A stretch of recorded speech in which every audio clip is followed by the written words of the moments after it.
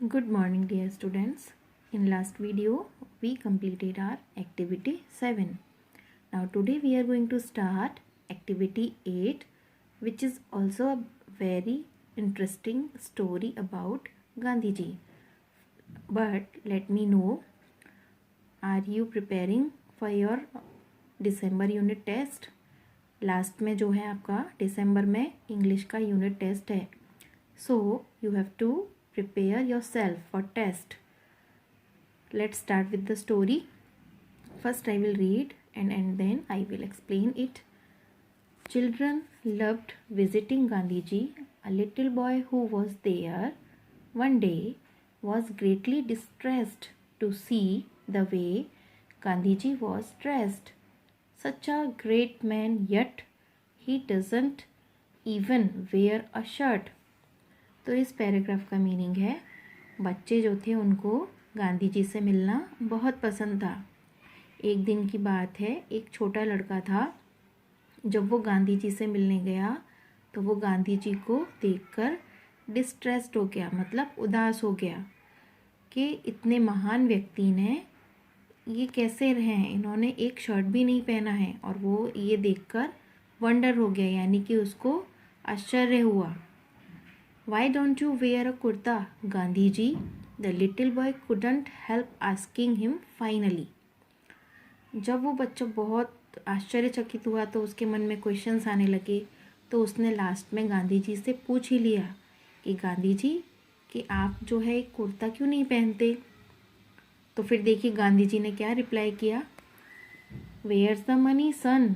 Gandhi ji asked gently. I am very poor. I can't afford a kurta.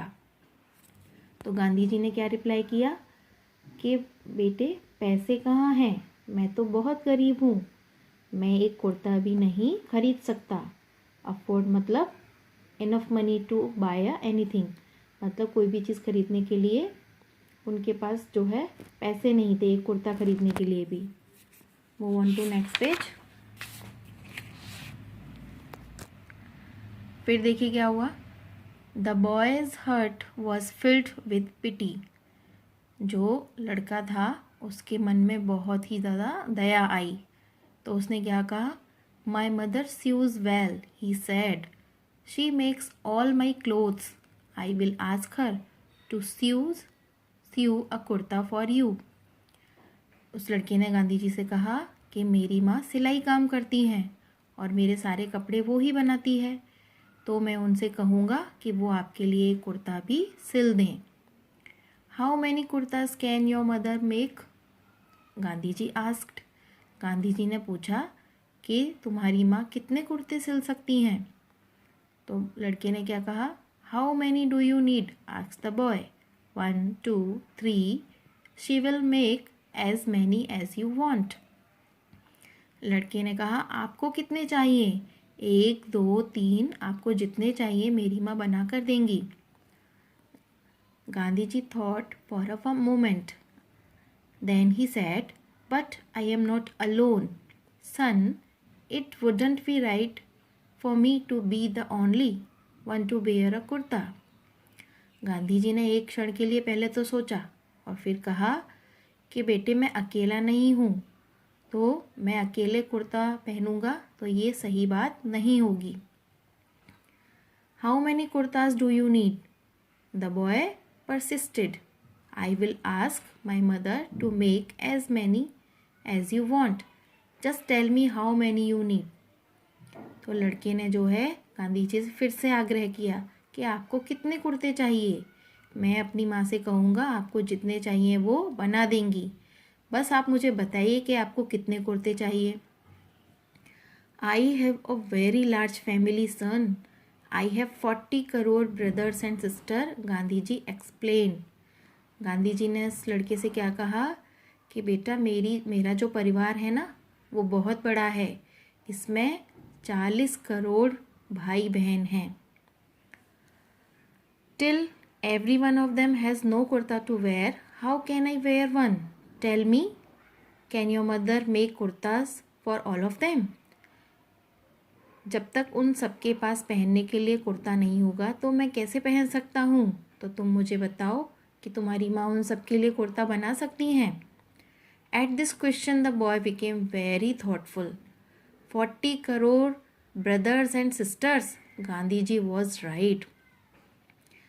Gandhi ji के इस question ने जो है लड़के को सोच में डाल दिया. 40 करोड़ भाई बहन.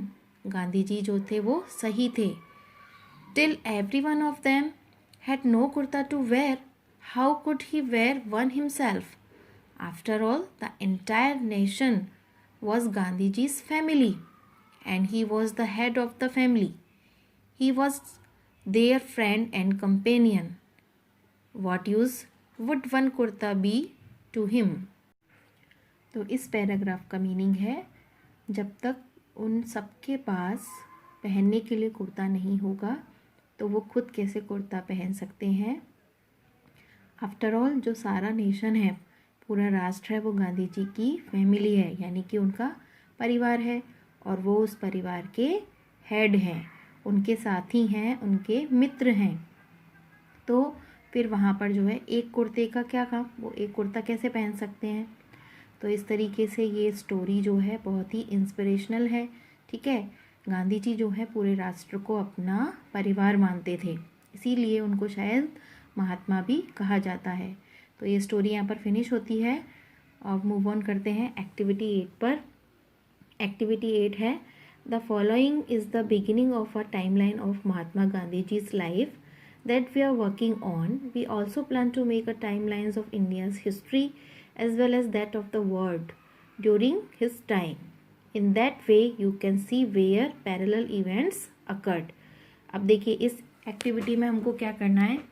यहाँ पर हमको एक टाइमलाइन बना के दिया हुआ है 1870 से लेकर 1950 तक, और इस बीच से लेके गांधी जी जब पैदा हुए और जब तक उनकी डेथ हुई, इसके बीच बीच में जो भी इंसिडेंट हुए उसको जो है टाइमलाइन पर दिखाया गया है. अब हम लोग इसमें और क्या कर सकते हैं कि इसी टाइम पीरियड में हम जो है भारत के अंदर होने वाले और वर्ल्ड यानी कि पूरे विश्व में होने वाले जो भी इवेंट्स हैं उनको लिख करके उनका पैरेलल जो है आपस में कंपैरिजन कर सकते हैं. ठीक है, तो इस एक्टिविटी को जस्ट रीड करेंगे.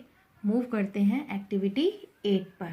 अब इस एक्टिविटी में हमको क्या करना है, collect similar incident of legend and right a paragraph of about 100 words. Okay, तो इस एक्टिविटी में जो है सरदार पटेल के बारे में मैंने यहाँ पर लिखा है.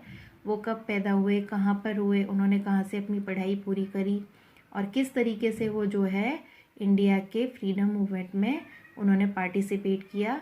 ठीक है, वो सारा मैंने इसके अंदर लिखा है. तो आप जो है अपनी टेक्स्ट बुक में इतना कंप्लीट करेंगे और यही सेम एक्टिविटी आपको वर्कबुक में भी दी हुई है, तो ये एक्टिविटी आप वहाँ पर भी पूरी कंप्लीट करेंगे. ठीक है, तो आज का वीडियो हम यहीं पर फिनिश करते हैं. नेक्स्ट वीडियो में हम आगे कंटिन्यू करेंगे.